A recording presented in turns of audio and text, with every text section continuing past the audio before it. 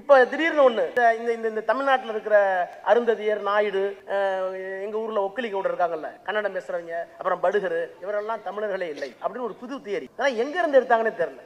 அதையும் பெருஞ்சித்தனார் பாருங்க, இப்படிப்பட்ட ஆள்லாம் பின்னாடி வருவான், நாட்டை குழப்புவான், நம்ம சாவரத்துக்குள்ள எழுதி வச்சு போயிடலாம் அவர் எழுதி வச்சிருக்காரு.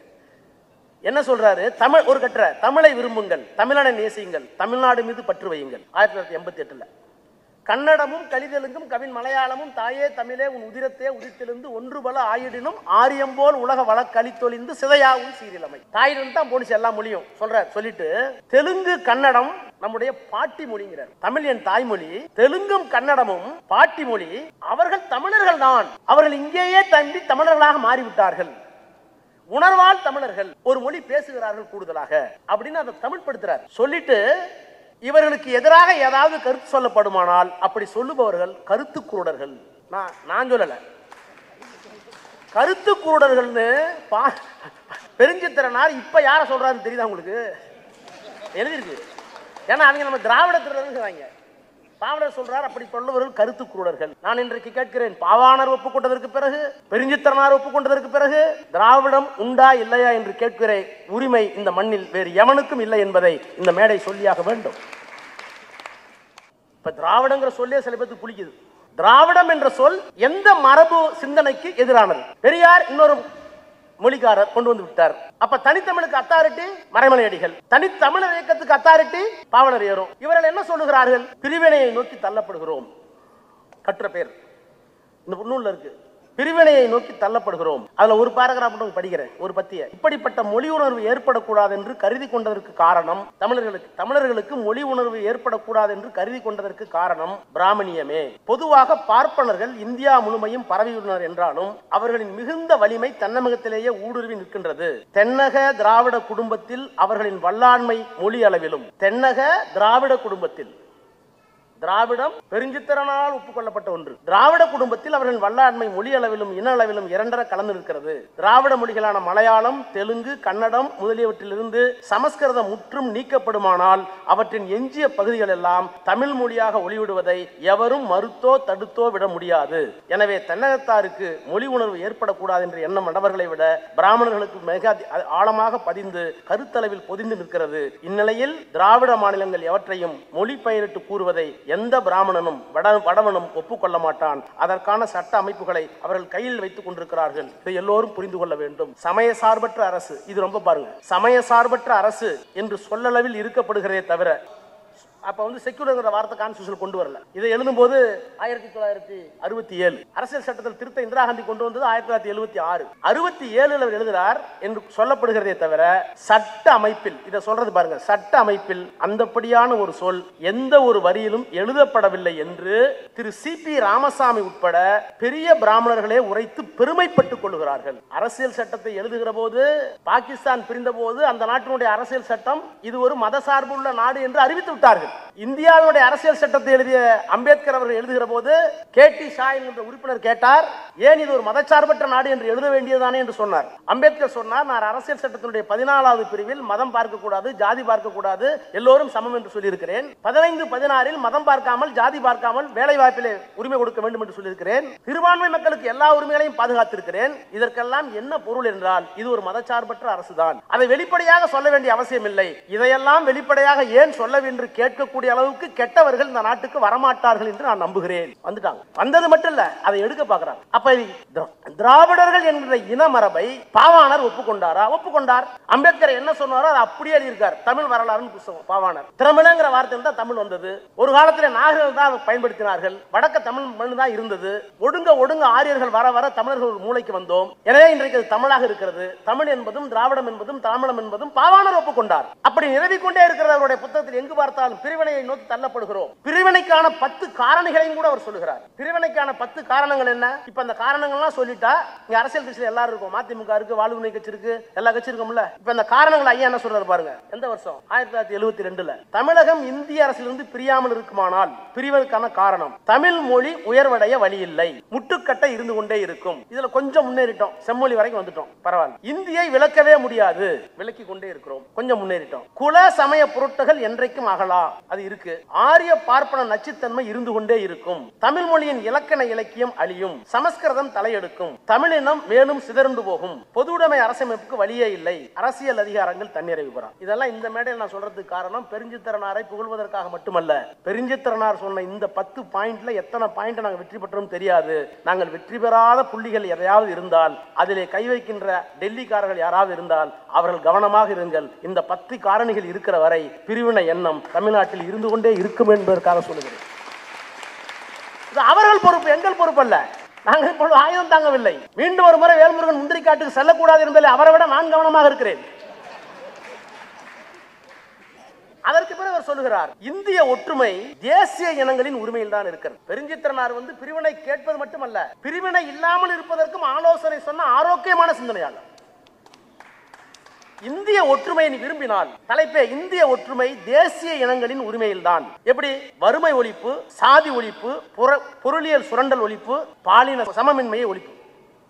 வறுமை, சாதி, பொருளியல் சுரண்டல், பாலின வேறுபாடு, இந்த நாளையும் ஒழிப்பதற்கு அரசியல் சட்டத்தில் உன்னால் கொண்டு வர முடியுமானால் தேசிய இனங்களை நீ அங்கீகரிக்க வேண்டும். தேசிய இனங்களை அங்கீகரிக்கணும். தமிழ் ஒரு தேசிய இனம். அந்தந்த மொழியிலே அமைந்திருக்கிற தேசிய இனங்களை நீ அங்கீகரிக்க வேண்டும். இந்த தேசிய இனங்களின் கூட்டமைப்பு தான் ஒன்றிய அரசு என்று நீ ஒப்புக்கொண்டால், அப்படி ஒப்புக்கொண்ட அரசியலே வறுமை, சாதி, பொருளியல் சுரண்டல், பாலின சமத்துவமின்மை இவற்றையெல்லாம் நீங்கள் சரி செய்ய வென்றால் என்ன முடிவுன்னு சொல்றாரு. இந்தியா உறுதியாக இன்றோ நான் இருக்கும் போதோ அல்லது பின்னிட்டோ என் தலைமுறை காலத்திலோ சிதறுண்டு போகும். இப்ப நாங்க சிதறணும்னு சொல்லல. இந்த மேடையில இந்த 16 தொகுதியில என்னென்னலாம் அவர் எச்சரிக்கை கொடுத்தாரோ அந்த எச்சரிக்கையை ஒழுங்கா கேளுங்கயான்னு சொல்ற, வேற ஒண்ணும் இல்ல. அடுத்த ஒரு கட்டம் எழுதுறார், இந்தியாவின் அமைதியின்மைக்கு இந்திய அரசே காரணம். அதுல ரொம்ப நுட்பமான ஆராய்ச்சி பண்றார். இந்திய தேசியம் என்பது கட்டமைக்கப்பட்ட பொய். நல்லா கவனிங்க, இந்திய தேசியம் ஒண்ணு இல்ல. பாகிஸ்தான் நம்மளோட இருக்க வரைக்கும் அது இந்தியா தான். நீ ஒண்ணு இல்ல, திருப்பதி நம்மளோட இருக்க வரைக்கும் தமிழ்நாடு தான். திருப்பதி அங்க போன உடனே ஆந்திர தேசியம், தெலுங்கு தேசியம் ஆயிடுச்சு. அதான் பாவாணர் சொன்னார், எதுவரை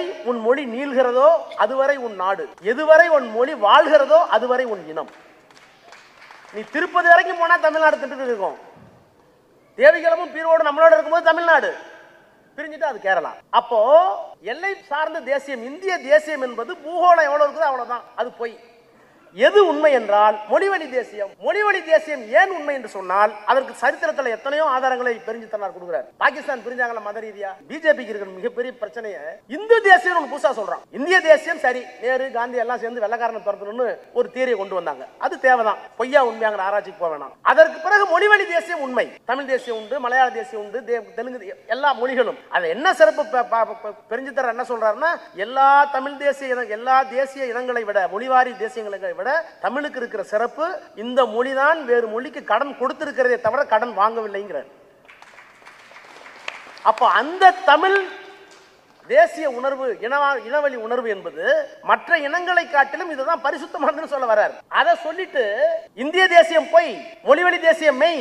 இதை தாண்டி இன்றைக்கு இன்னொரு பொய் வந்திருக்கிறது, இந்து தேசியம். அந்த இந்து தேசியம் எங்க போய்? நான் பக்கத்து நாட்டிலே இருக்க, நான் பல தடவை சொல்லியிருக்கேன், மாநாட்டில் கூட சொன்னேன். மதவழி தேசியத்துக்கு தான் பாகிஸ்தான் பிரிந்தது. இந்துக்களாகிய உங்களை நான் நம்ப மாட்டோம் என்று சொல்லி ஜின்னா தான் பாகிஸ்தானை பிரிச்சார். அதை கூட சொல்றாங்க. இன்னைக்கு ஒருத்தர் கேட்கிறார், சவார்கரை பத்தி இன்னைக்கு ஒருத்தர் பேசுறார். சவார்கர் மாதிரி ஒரு தேசபக்தி உள்ளவர் யாரும் இல்லை, தமிழ்நாட்டில் அவர் தவறாக சித்தரித்து விட்டார்கள். முதலில் இந்த மண்ணில் எல்லா மதமும் இஸ்லாமியர்கள் உட்பட எல்லோரும் இருந்தபோது ஜின்னாவை விட ஒரு சுதந்திர போராட்ட வீரர் இல்ல. 1940 தான் அவர் முஸ்லீம் நேஷனல், அதாவது இஸ்லாமிய தேசியம், முஸ்லீம் நேஷனாலிட்டி, முஸ்லிம் நேஷனலிசம் என்று 40 சொல்லுவதற்கு காரணம் 1924 சவார்கர் இந்து தேசியம் என்ற வார்த்தையை, சொல்லாடலை புத்தகத்திலேயே கொண்டு வந்து விட்டார். 1924 இந்து தேசியம் வந்து விட்டது சவார்கரால். அதனால இங்க கொண்டாடுறாங்க. ஆனா பாகிஸ்தான்ல மதவழி தேசியம் இன்றைக்கு இங்கே பேசுகிறார்களே, இந்த மதவழி தேசியத்தை பாகிஸ்தான் முன்னெடுத்தது, ஜின்னா எடுத்தார் 40களிலே. இவர்கள் கொடுத்த இக்கட்டான நெருக்கடியால் அது என்ன ஆயிற்று? மதவழி தேசியம் பொய்ங்கிறதுக்கு ஒரே உதாரணம். மதம் தானே தேசியம், நீங்க மதம் தானே இணைக்கும். நீங்க சுதந்திரம் கொஞ்ச நாள் ஜின்னா போறார் டாக்காவுக்கு, கிழக்கு பாகிஸ்தானுக்கு போகிறார். அவர்கள் பேசுகிற மொழி வங்காள மொழி, பெங்கால் மொழி. இவர்கள் பேசுகிற மொழி உருது. பாகிஸ்தானுடைய அதிபர் வங்காளத்திலே போய், பாகிஸ்தான் ஒரு பகுதியாக இருக்கிற கிழக்கு பாகிஸ்தானுக்கு போய் உருதிலே பேசுகிறார். அங்க ஒரு 18 வயசு பையன் எந்திரிச்சான். அதிபர் அவர்களே, பேசுவதாக இருந்தால் எங்கள் தங்க மொழியில் வங்க மொழியில் பேசுங்கள் என்று சொன்னான். நான் பேச முடியாது, உருதில் தான் பேசுவேன் என்று சொன்னார். அன்றைக்கு மூறி முழங்கினான். என்னுடைய மொழியை இங்கே பேசாதவரை நான் அனுமதிக்க மாட்டேன் என்று கலகம் செய்தான். அவன் தான் முஜிபுர் ரஹ்மான். பின்னாளில் வங்கதேசத்தை பிரித்தான். மொழிவழி தேசியம் தான் பாகிஸ்தான் நினைச்சு எதை எதிர்த்து? மதவழி தேசியத்தை எதிர்த்து. அப்ப இந்திய தேசியம் போய், மதவழி தேசியம் போய், மொழிவழி தேசியம் தான் உண்மை என்பதை அன்றைக்கே கோடிட்டு காட்டி தனியாக ஒரு கட்டுரை எழுதிய பெருமை இந்த மண்ணில், பாவேந்தருடைய வீரியத்தை தாண்டி எழுதிய பெருமை இவருக்குத்தான் இருக்கு. அப்புறம் அதை விட ஒண்ணு, கலைஞர் தோத்து போறார் எம்ஜிஆர். இவருக்கு எம்ஜிஆர் பிரிஞ்ச உடனே ஒரு தலைப்பு எழுதுறாரு, அருட்செல்வர் ஆட்சியை அறநீட்டு காட்க. ஒரு தலைப்பு. அருட்செல்வர்னா கருணாநிதி. இவர்தான் கலைஞர் பேர் சொல்ல மாட்டார்ல தமிழ், அது வடமொழின்னு. அருட்செல்வர் ஆட்சியை அறநீட்டு காக்க அப்படின்னு எழுதுறாரு. அதே இவரை விட பெரியாரை விட மோசமா இருக்காரு. ஜெயலலிதா வந்து தடாப்படான்னு சொன்னிச்சுல்ல, ஒரு வார்த்தை போடுறாரு, சொல்லக்கூடாது சொல்றேன். அவர் அவளை விரிஞ்சதான பேச, புழுவாய் நெளிந்து புண்புற்று ஒளிக. ஏன் வார்த்தை இல்ல, எம்ஜிஆர் இறந்து போறாரு, தமிழகத்தை பிடித்த காரில் ஒளிந்தது. அவரால் மட்டும் தான் சொல்ல முடியும். சொல்லிட்டு கலைஞர் தோத்து போனோம்னு அவர் எழுதுறாரு. தலைப்பே அரசியலை விட்டு விலகி தமிழக விடுதலைக்கு வாருங்கள் தலைமை தாருங்கள். அரசியலை விட்டு விலகி தமிழக விடுதலைக்கு தலைமை தாருங்கள். அதுக்கு ஒரு பெரிய நீண்ட கட்டுரை, அதை நீங்க படிச்சீங்கன்னா படிக்கணும் பாருங்க. இன்றைய நிலையில் தலைப்பு அரசியலை விட்டு விலகி தமிழக விடுதலைக்கு பாடுபடுங்க. இது எழுதின வருஷம் 1977 முடிஞ்ச உடனே 80. இன்றைய நிலையில் உலகம் வாழ் தமிழர் எல்லாம் ஒரே ஒரு தலைவராக உங்களை மதிக்கவும் போற்றவும் வைக்கும் தலையாய முழக்கமும் இதுதான். மற்றபடி உங்களுக்கு நீ என்ன தேவை இருக்கிறது? உங்களுக்கென்று எத்தனை நாடப் போகிறீர்கள்? நீங்கள் அமர்ந்த நாற்காலி சூட்டில் எவன் வேண்டுமானாலும் வந்து குளிர் காய்ந்து கொள்ளட்டும். கருத்தழியாதீர்கள். நீண்ட நெடும் வரலாறு உங்களுக்கு காத்து கிடக்கிறது. இன்றைய நிலையில் உலக தமிழர் விடிவுக்கென எழுச்சி குரல் கொடுக்கும் இன்னொரு தலைவரை நாங்கள் காண முடியவில்லை. இது இந்த தலைப்பை போட்டு உங்களை விட தமிழுக்கு தலைவர் இல்ல, இந்த அரசியல் உங்களுக்கு வேணாம், தமிழக விடுதலைக்கு வாருங்கள் என்று எழுதியவர் பாவலரே. எனவே எதற்கு சொல்லுகிறேன் என்று சொன்னால், நம்ம வந்திருக்கிற எல்லோரும் நாளைக்கு ஆயுதம் தமிழ்நாடு கேட்கல. அதுவும் நானெல்லாம் அரசியல் சட்டத்துக்கு உட்பட்டு அரசியல் சட்டத்தை காப்பாற்றுன்னு உறுதிமொழி கொடுத்துட்டு தாங்க வந்திருக்கோம். ஆனால் பாவலரேர் அவர்கள் அன்றைக்கு வைத்த கோரிக்கை தமிழனுடைய விடுதலைக்காக, தமிழ்நாட்டுடைய விடுதலைக்காக என்னவெல்லாம் அந்த கோரிக்கையை வைத்தாரோ, அந்த கோரிக்கைகளில் எவையெல்லாம் இன்னும் உயிர்ப்போடு இருக்கிறதோ, இறந்து போயிருந்தால் நல்லது, அவையெல்லாம் நம்முடைய வெற்றிகள். இன்னும் எவையெல்லாம் உயிர்ப்போடு இருக்கிறதோ, அந்த உயிர்ப்போடு இருப்பதை அளிப்பதற்கு மத்திய அரசு முன்வர வேண்டும், மற்ற அரசுகளும் முன்வர வேண்டும். நம்முடைய கருத்தை சிதையாமல் காப்பாற்றுவதற்கு இங்கே ஒரு திராவிட மாடல் அரசு இருக்கிறது. நாம் வேல்முருகனாக இருந்தாலும் மற்றவர்களாம் சொல்லுகிறேன், இந்த திராவிட மாடல் அரசு நிச்சயமாக பாவாணராக இருந்தாலும், பாவலரேர் பெருஞ்சித்திரனாக இருந்தாலும், மறைமலையடிகளாக இருந்தாலும், அண்ணாவாக இருந்தாலும், கலைஞராக இருந்தாலும், பெரியாராக இருந்தாலும், மொழி இனம் விடுதலை பெற வேண்டும் என்கின்ற அந்த உணர்வோடு அரசியல் சட்டத்திற்கு உட்பட்டு இயங்குகின்ற ஒரு அரசாக இந்த அரசு இருக்கிறது. எனவே இந்த அரசிற்கு நாம் துணை நின்று அதன் வழியில் நின்று நம்முடைய விடுதலை படைப்பதற்கு இந்த 16 நூல்களும் பயன்படுத்தும் என்று சொல்லி உங்கள் அனைவரையும் வணங்கி விடைபெறுகிறேன். நன்றி, வணக்கம்.